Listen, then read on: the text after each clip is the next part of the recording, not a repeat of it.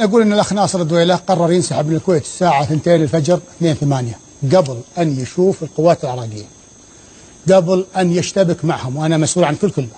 الاخ ناصر الدويلة قرر ان ينسحب من الكويت الساعة 2 فجرا 2/8، الساعات الاولى اللي قلتها انا في الفلاشات. يعني القوات العراقية في الطريق، بعض المواطنين ما يدرون متى دش في العراق كان لا زال تقريبا بالروضتين. النقيب ناصر الدويلة ما اكتفى انه يروح بروحه او ينسحب بروحه، راح القاعده وقال القاعده خلينا ننسحب للسعوديه. شنو صار بالقائد يا اخوان؟ قائد كتيبه الدبابات اللي كان مع الاخ ناصر الدويلة فزع. طبعا هذا قائد منه قائد كتيبه الدبابات، اقول اسمه؟ اي كل اسمه احمد الوزان. الاخ ناصر الدويلة راح لامر كتيبته وقال له خلينا ننسحب. امر كتيبته قال له يا ناصر اسمعوا يا اهل الكويت، اسمعوا الكلمه. امر كتيبه الدبابات يقول يا ناصر هل ستترك الكويت عند اول معركه؟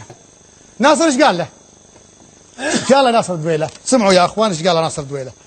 ناصر الدويلة يقول له لا امل من القتال ولن تجدي نفعا ان قاتلت انت وجنودك وقتلتم.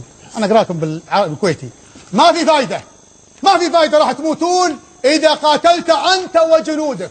اذا ناصر الدويلة قاعد يحبط الروح القتاليه عند قائد الكتيبه. ناصر يقول حق المقدم ولكن ان الله انجى الامير، ان الله انجى الامير واستطعنا أن نسحب قواتنا إلى السعودية سندعم الحكومة الشرعية في السعودية. أنا أقول حق ناصر اللي تخلى عن حكومة الكويت في الكويت في أول يوم الغزو، الحكومة ما تبي يدعمها في السعودية.